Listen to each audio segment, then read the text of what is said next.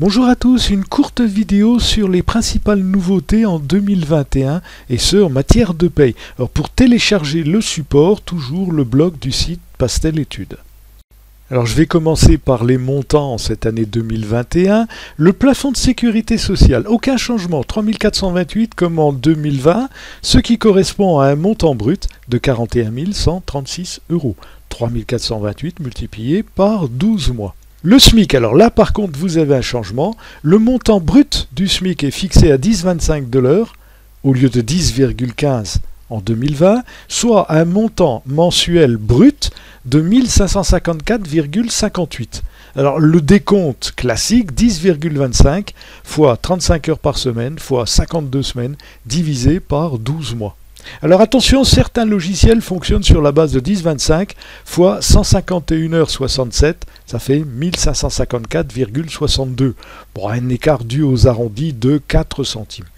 L'incidence de cette modification du SMIC, d'abord le calcul de la réduction générale de cotisation patronale, ex-loi Fillon, l'assiette de cotisation maladie, 7 et 13%, l'assiette de cotisation d'allocation familiale, 3,45 ou 5,25, la rémunération des apprentis et la rémunération des salariés qui sont en contrat de professionnalisation. La grille de saisie pour cette année 2021 en cas d'opposition sur salaire, cette grille n'est pas modifiée, elle est à l'identique de celle de 2020. Donc je vous ai reproduit les différents montants.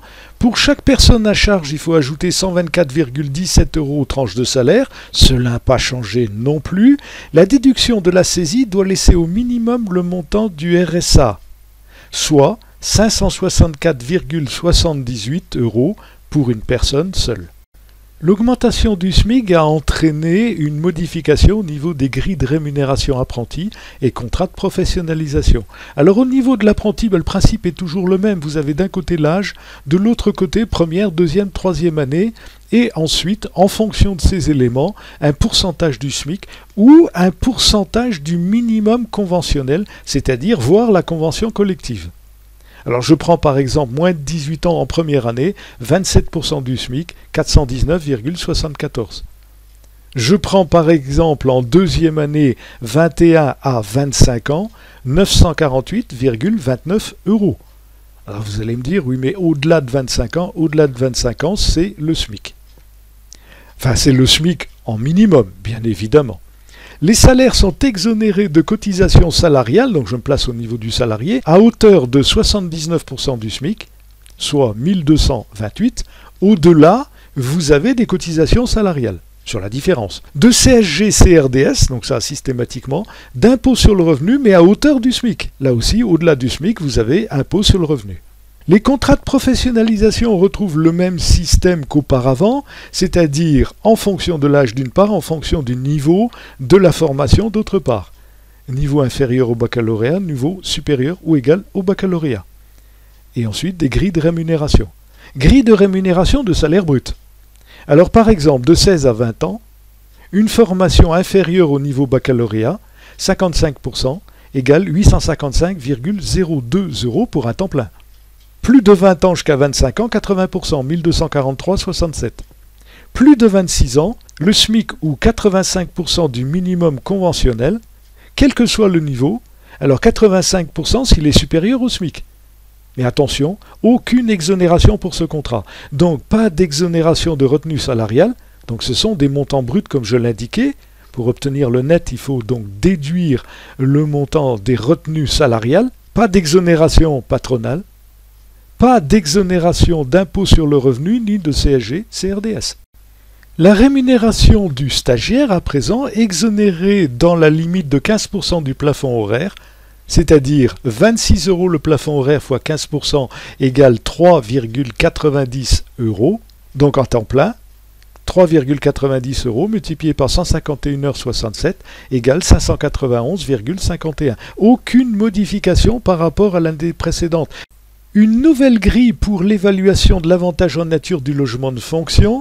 Cette grille se présente toujours de la même manière avec les rémunérations mensuelles. Celles-ci sont identiques à celles de 2020, tout simplement parce qu'elles sont calculées en fonction du plafond de sécurité sociale. Celui-ci n'ayant pas changé, vous avez les mêmes éléments. Ce qui change, par contre, ce sont les montants en euros. Alors vous avez une colonne pour l'évaluation d'un logement comportant plusieurs pièces principales. Donc voici le montant, mais attention, le montant pour une seule pièce. Vous avez par exemple un logement de 5 pièces, vous allez multiplier par 5. Si le logement ne comporte qu'une seule pièce, vous avez un seul montant. Les montants des avantages en nature repas en 2021 qui ont été modifiés. Fourniture gratuite d'un repas par l'employeur à son salarié est évaluée à 4,95 € par repas au lieu de 4,90 €.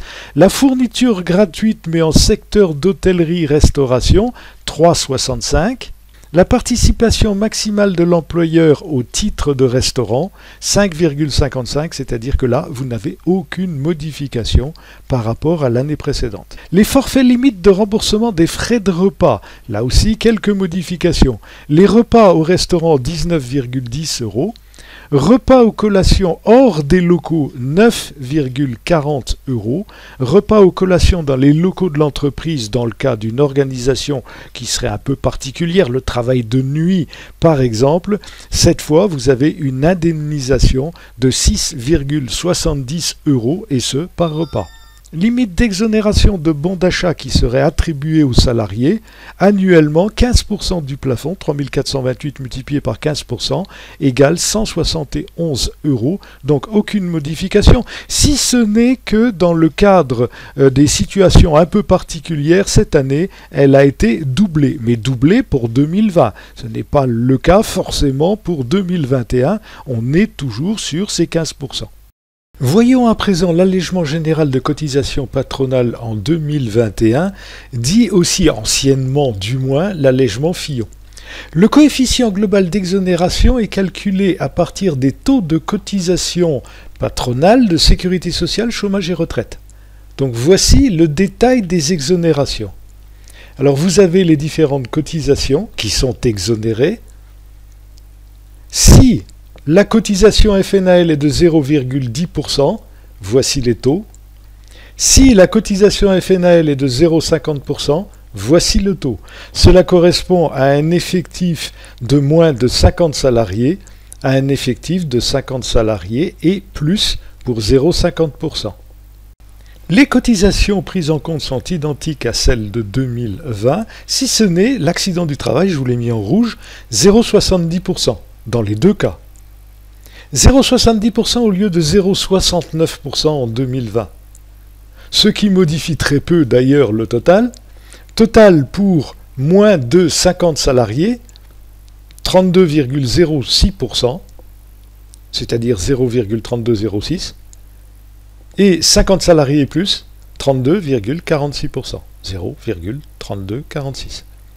Le calcul de l'allègement va donc se présenter ainsi. Deux parties. Première partie, le taux divisé par 0,6, multiplié par deuxième partie, faites attention aux parenthèses, 1,6 fois le SMIC divisé par le salaire brut, le tout moins 1, fermez les parenthèses, le tout ensuite des deux parties, multiplié par le salaire brut.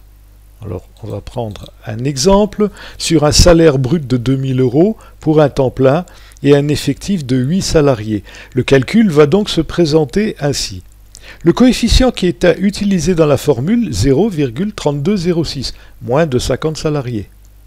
Le calcul du coefficient appliqué, donc les deux parties de la formule, 0,3206 divisé par 0,6, multiplié par 1,6 fois 1554,58 divisé par 2000, moins 1, fermez la parenthèse, 0,13, 0,1, 9779, etc. Nous arrondissons ceci à 4 décimales, cela fait 0,1302. Et donc, l'allègement, 2000 le salaire brut, multiplié par 0,1302, donc le résultat, 260,40 € d'allègement à déduire des cotisations patronales. Qu'en est-il en 2021 des cotisations salariales et patronales? Eh bien, aucun changement. Voici donc la grille. Elle est identique à celle de l'année 2020. La partie URSSAF, et sur la diapo suivante, vous avez retraite complémentaire, prévoyance et mutuelle, ainsi que les taxes diverses. Autre point, vous aviez précédemment une taxe sur les contrats à durée déterminée, les CDD. La disposition a été abrogée et la taxe qui était de 10 € par contrat ne s'applique plus en 2021. D'autres mesures en 2021? Oui, de nombreuses mesures liées à la pandémie.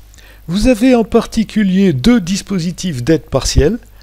L'activité partielle de droit commun, tel qu'il existait déjà auparavant mais remanié, donc c'est le chômage technique, le chômage partiel, enfin d'autres dénominations, et l'activité partielle de longue durée. D'autre part, vous avez toutes les aides accordées aux entreprises et particuliers, et ce, pour faire face aux conséquences économiques de la pandémie. Alors tout ceci est une autre histoire et fera l'objet d'une autre vidéo. Cette vidéo est à présent terminée. Comme d'habitude, vous avez la possibilité de télécharger le support en diapositive, et ce, sur le site Pastel Études dans la partie blog. Je vous remercie de votre attention. À bientôt. Au revoir.